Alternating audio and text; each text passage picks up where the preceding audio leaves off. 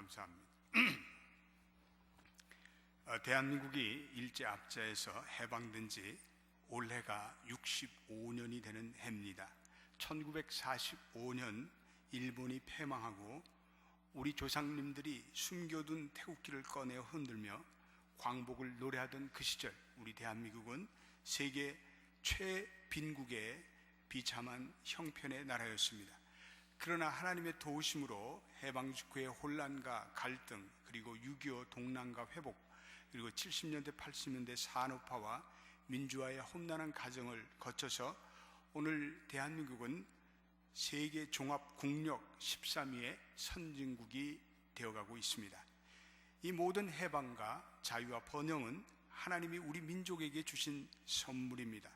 오늘 해방의 광복 65주년 기념일을 맞이하면서 우리 다시 한번 하나님께 감사할 수 있게 되기를 바랍니다. 우리가 미국에 살면서도 우리는 항상 조국과 그리고 우리의 존재를 있게 한 그 뿌리에 대한 감사와 기도를 잊지 않게 되기를 바랍니다.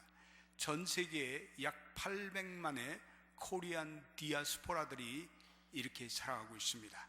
그 코리안 디아스포라들이 앞으로 이 한국의 기독교를 중심으로 범세계적인 네트워크를 이루어서 우리 조국 대한민국과 함께 이렇게 사역한다는 엄청난 시너지와 엄청난 비전이 우리 대한민국에 찾아올 줄로 믿습니다. 또 저는 개인적으로 이제 멀지 않아서 대한민국에 반드시 우리 민족의 통일을 하나님께서 주실 줄로 믿습니다. 우리의 생전에 그것이 이루어질 줄로 믿습니다. 그래서 여러분들과 제가 기도하는 가운데 우리 생전에 민족의 통일을 보면서 하나님께 영광 돌리는 그날이 속히 오게 되기를 주님의 이름으로 축원드립니다. 요즘 우리 모두가 마음을 둘 곳이 쉽지 않습니다. 그래서 우리가 오늘 이 모든 세상과 근심을 뒤로하고 진정한 쉼을 누릴 수 있는 곳을 사람들은 찾아서 방황하고 있습니다. 그러나 하나님은 그것을 우리에게 이미 주셨으며 저는 그것이 가족이며 가정이라는 확신을 가지고 있습니다. 가정이라는 것은 하나님이 주신 가장 원초적인 쉼의 공동체입니다.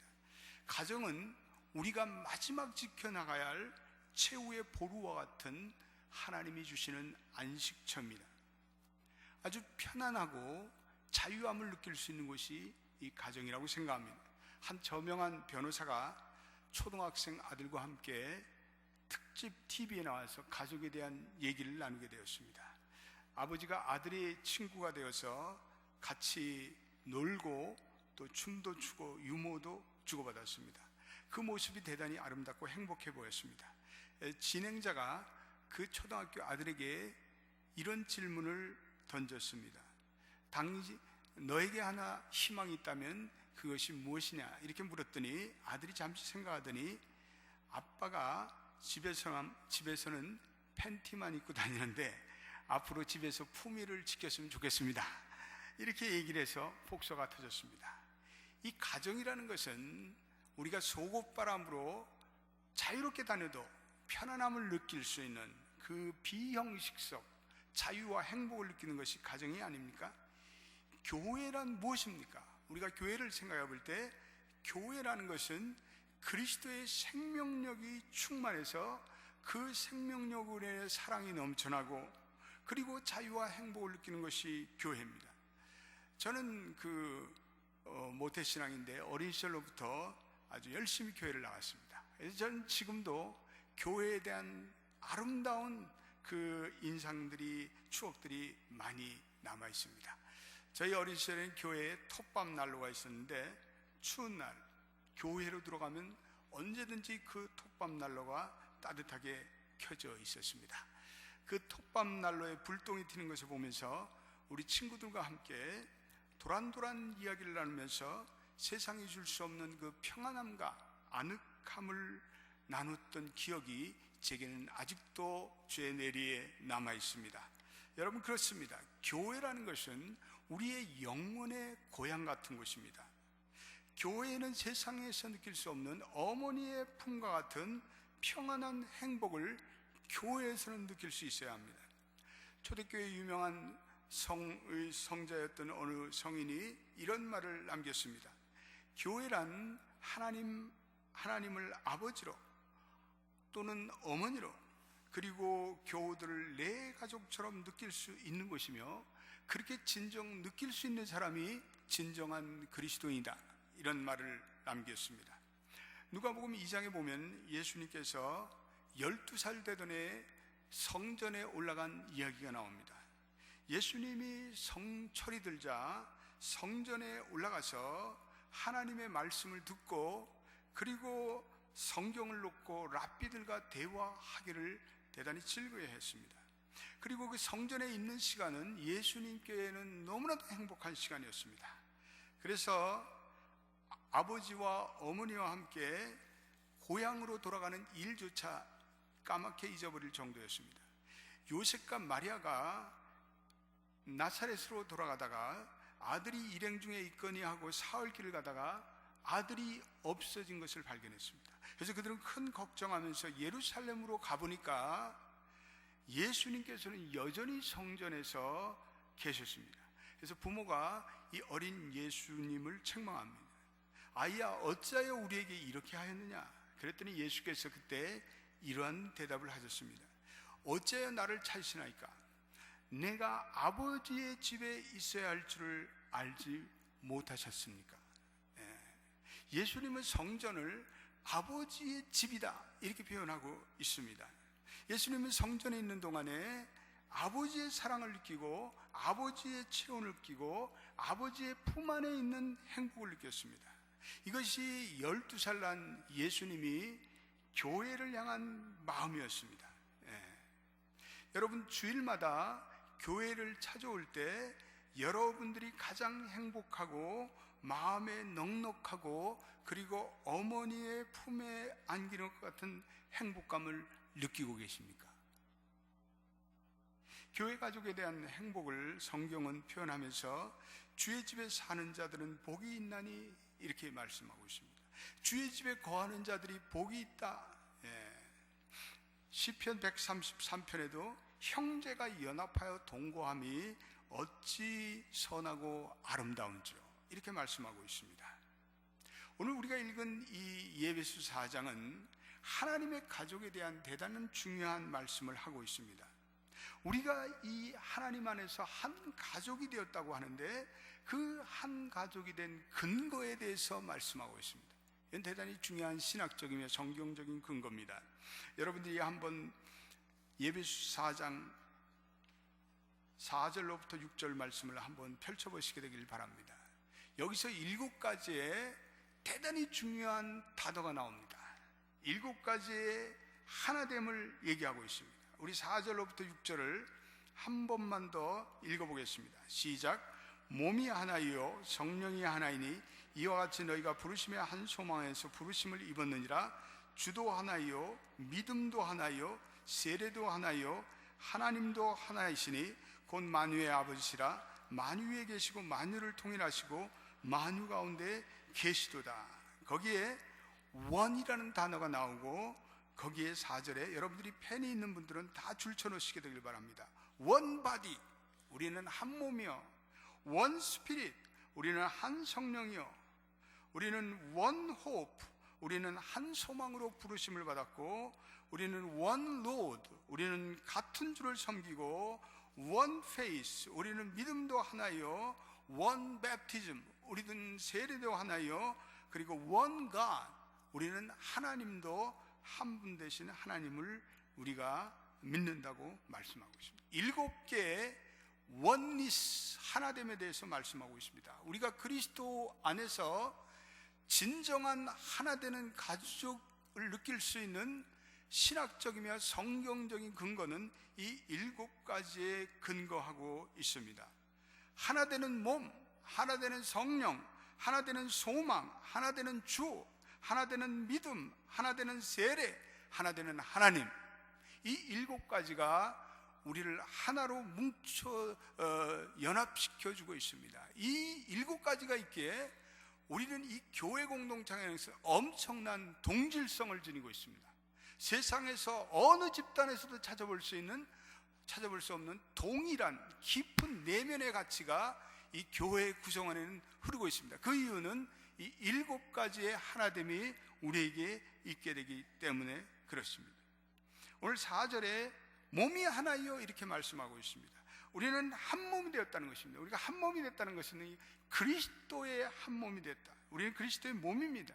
우리는 예수의 보혈로 씻김받은 존재고 말씀과 성령으로 중생하여 그리스도의 몸이 돼서 우리는 그리스도의 지체가 되었습니다. 믿습니까 여러분? 대단히 중요한 말씀입니다.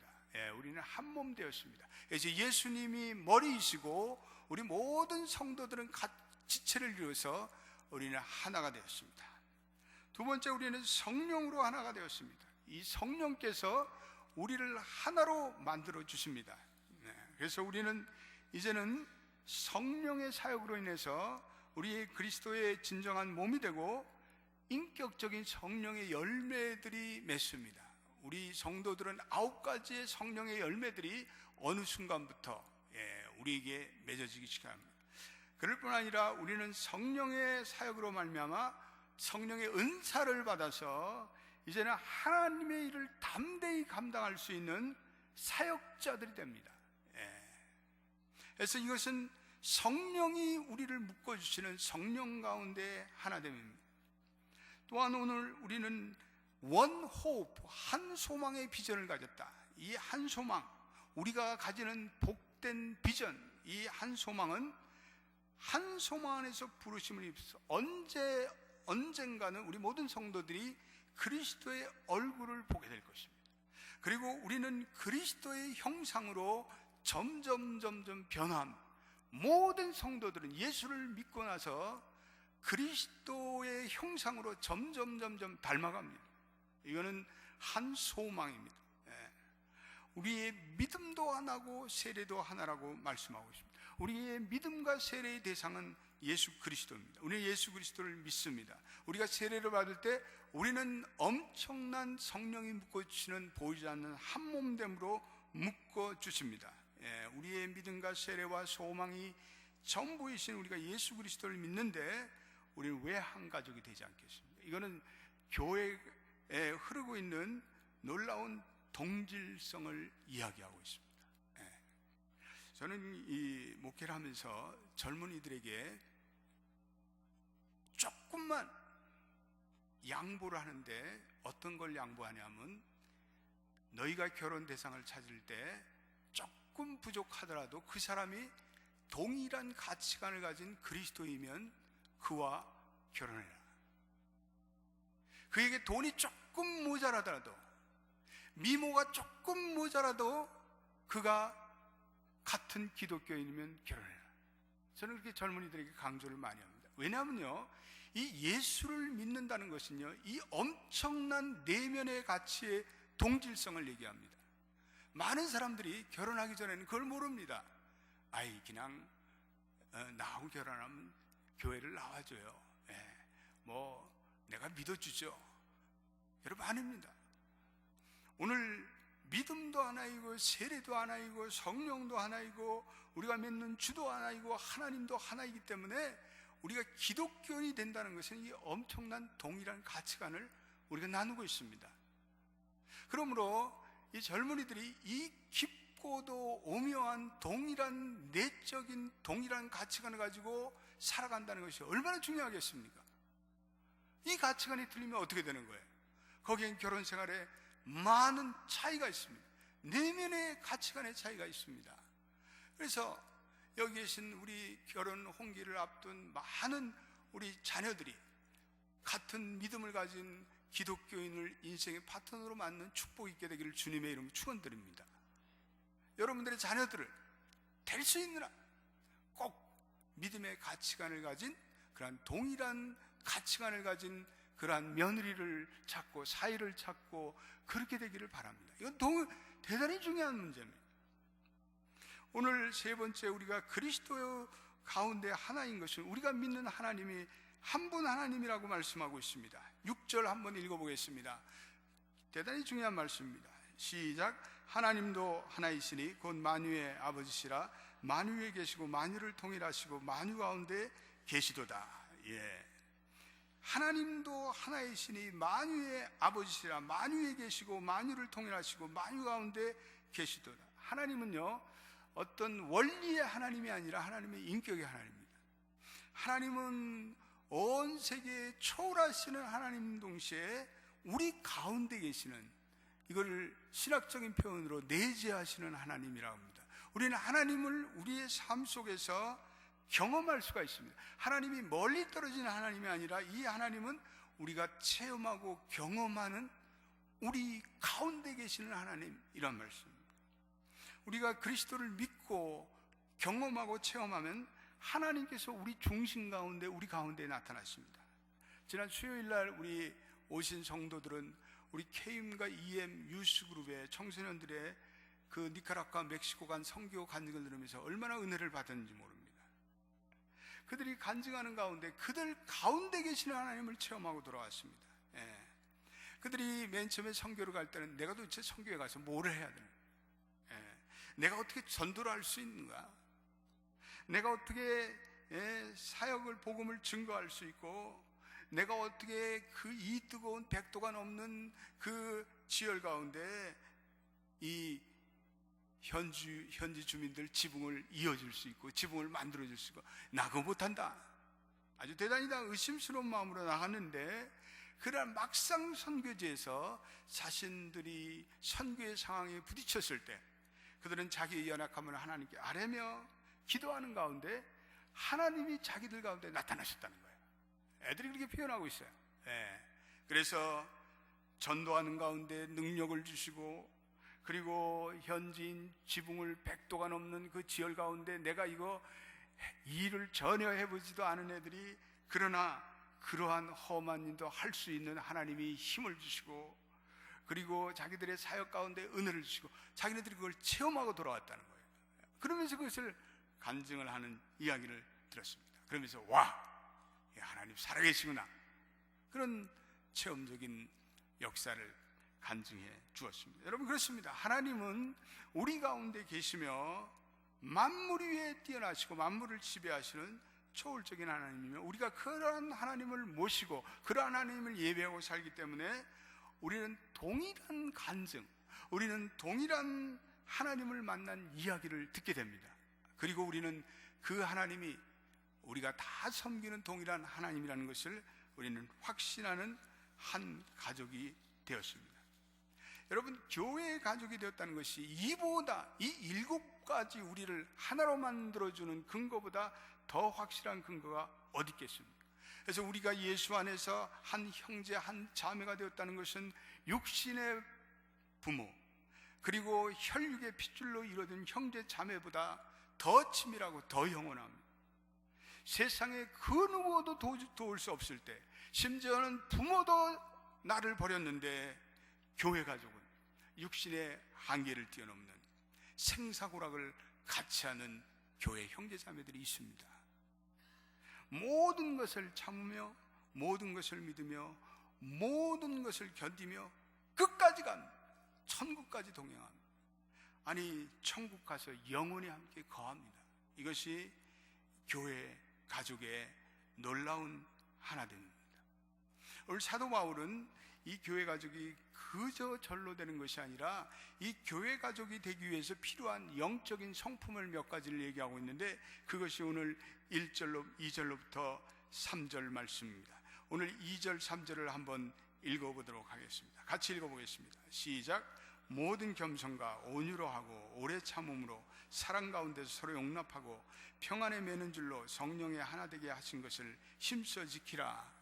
하나님께서 우리를 가족으로 만들어 주시고, 그리고 성령 가운데 하나 되게 하셨는데, 우리 쪽에서 우리가 이러한 몇 가지 영적 성품을 가지고 우리가 이 교회의 가족을 진정 하나가 되게 하라. 첫 번째는 그 겸손이라는 말이 나옵니다. humility라는 말이 나옵니다. 벤자민 플랭클의 젊은 시절의 이야기였는데, 그가 청운의 꿈을 안고 도시를 나가려고 뜻한 적이 있습니다. 그래서 출석하던 교회 목사를 찾아가서 인사를 하고 충고를 부탁합니다. 그런데 목사는 말없이 프랭클린만 바라보고 있습니다. 그래서 그냥 안녕히 계십시오 그리고 인사하고 나오다가 문지방을 딱 들어받았습니다. 얼마나 아프겠습니까? 그러니까 프랭클린이 인상을 찌푸렸습니다. 그랬더니 그때 그 목사님이 프랭클린에게 이렇게 조언했습니다. 여보게, 앞으로 어디로 가든지 고개를 숙이고 다니게. 아무리 언짢은 일을 당해도 인상을 쓰지 말고 환하고 밝은 표정으로 다니게. 그러면 어디 가든지 자네는 성공할 것일세. 그때 이 프랭클린이 그 목사님의 그 제언이 자기 마음에 와 닿았습니다. 그렇다. 어디서 무엇을 하든지 누구를 만든지 먼저 고개를 숙이자. 겸손한 자세를 취하자. 그리고 아무리 언짢은 일을 당해도 싫어하는 사람을 만나도 기쁘고 환하고 밝은 표정을 짓자. 이것을 프랭클린은 자기의 좌우명으로 삼았습니다. 그 결과 프랭클린은 역사상 가장 위대한 인물이 되었습니다. 오늘 2절에 모든 겸손과 온유로 하고 겸손, 우리 성도들이 한 가족을 만드는데 가장 필요한 성품입니다. 우리 주님께서 하나님과 동등한 분이시지만 그 동등을 포기하고 종의 모습까지 자기를 낮추셨습니다. 그러므로 예수님의 인격은 겸손의 인격입니다. 부르심을 받은 모든 사람들은 이 겸손을 배워야 합니다. 이 교회는요, 겸손을 배우는 거예요.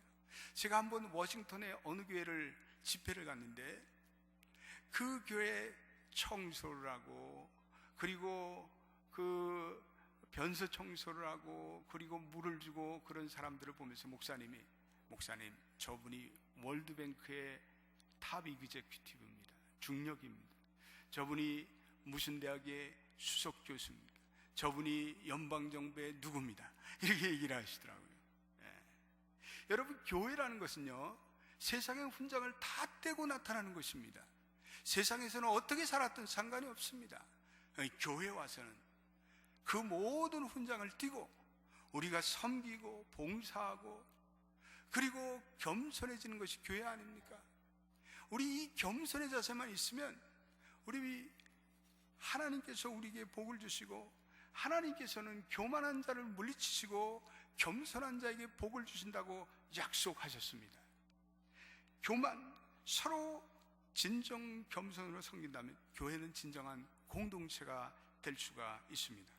둘째로 오늘 사랑 가운데 서로 용납하라 이렇게 말씀하고 있습니다. 사랑 가운데 용납하는, 이거는 우리가 가지고 있는 릴레이션십, 이 대인관계에서 가장 중요한 성품입니다. 다른 사람을 대할 때 그 사람이 가지고 있는 허물을 덮어주고 약점을 수용하는 관용을 얘기합니다. 제가 우리 오래전에 신학교를 다닐 때 우리 전도사님 한 분이 그 뉴욕에 가장 한인들이 많이 이민 오는 데에서 전도사 사역을 하는데 하루는 저에게 이런 재미난 얘기를 했습니다. 목사님, 우리 교회에서 이 새로 영어 신조어가 나왔는데 하우동이라는 영어를 들어본 적이 있습니까? 그러세요. 하우동이 뭔가 얘기를 들었는데 사연이 그렇더라고요.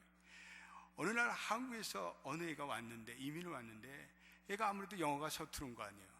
근데 여러분들 미국에 살면서 우리가 How are you doing? 이게 발음이 이게 보통 쉬운 게 어려운 게 아닙니다. How are you doing? 이게 맨 처음에 오는 애들이 이 How are you doing 발음을 하기 어려운데, 그러니까 얘가 들어봤는데 이게 발음이 안 되니까 어느 날 하우동 그러더래. 하우동. 그러니까 애들이 가만히 보니까 이건 완전히 브로큰 잉글리시야. 그런데요, 그 유스그룹 애들이 그 한국에서 온 개의 입장을 생각해서 그다음부터는 다 만나서 서로 하이파이브 보면서 하우동 그러더래요.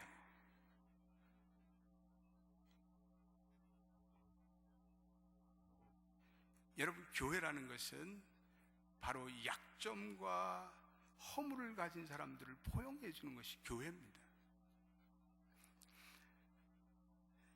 A.W. 토저라는 위대한 우리 시대의 그리스도인들은 자기가 위기의 순간마다 5가지를 하나님께 서원하고 그것을 지키는 삶을 살았다고 말합니다. 그 중에서 3번째 그는 이런 얘기를 합니다. 나는 그 누구에게도 험담하지 않겠다. 자기는 그 소원을 일생 동안 하나님께 지키고 하나님의 복을 받았다는 것입니다. 그분은 이렇게 얘기합니다. 우리를 죽이는 두 가지 가장 위험한 요소의 근원이 있는데, 첫째로는 아첨이라는 거예요. 두 번째는 파괴적인 비판이라는 거예요. 남에게 대한 좋지 않은 이야기를 내가 다른 사람에게 전하는 그 사람은 결코 하나님의 복을 누릴 수 없다. 그러면 단정적으로 얘기합니다. 내가 그런 험담을 듣더라도 내 입에 자물쇠를 잠그고 끝까지 침묵을 지키면 하나님은 당신에게 큰 복을 내릴 것이다. 이렇게 얘기하고 있어요. 하나님의 가족들은 이거는 어떠한 순간에도 서로 용납하고 서로의 허물을 덮어주는 그러한 사랑의 관용의 공동체가 되기를 주의 이름으로 축복합니다. 세 번째, 하나님의 가족으로 우리는 평안해야 합니다. 오늘 3절에 평안에 매는 줄로 성령의 하나 되게 하신 것을 힘써 지켜라. 이 평안, 평안 대단히 중요한 단어입니다. 그래서 unity of the spirit in the bond of peace, peace라는 것, 샬롬이라는 것, 평안은 하나 되게 하는 줄입니다. 하나 되게 만드는 것이 성령의 역사라고 사도 바울은 말합니다. 우리 마음과 마음이 하나가 될 때 평안합니다. 이 마음이 나눠지면 그 다음부터 염려와 근심과 걱정이 찾아옵니다. 우리가 가정의 평안도 마찬가지고 교회의 평안도 마찬가지고 온 성도들이 마음이 하나 될 때 평안합니다. 우리 한경직 목사님이 유명한 이런 말씀을 남겼습니다. 교회는 싸우지만 않아도 부흥된다. 한번 따라 해보실까요? 교회는 싸우지만 않으면 부흥된다. 여러분 어떠세요? 진리입니다. 교회는 싸우지만 않아도 부흥됩니다. 싸우고 갈라서게 하는 건 이거는요 철저히 마귀의 전략입니다. 우리는 하나님의 부르심을 받은 자로서 성령께서 우리에게 하나 되는 것을 오늘 힘써 지켜야 합니다. 우리 가정에도 화평을 지켜야 되고 교회에도 화평을 지켜야 되고 우리의 비즈니스 현장에서도 화평을 지켜야 되고 우리는 우리의 직장의 현장에서도 화평을 지켜야 합니다. 우리는 하나님의 부르심을 입은 자녀로서 7가지의 하나됨을 가진 우리들은 화평을 도하는 일에 힘써야 합니다. 평화를 지키는 일에 힘써야 합니다.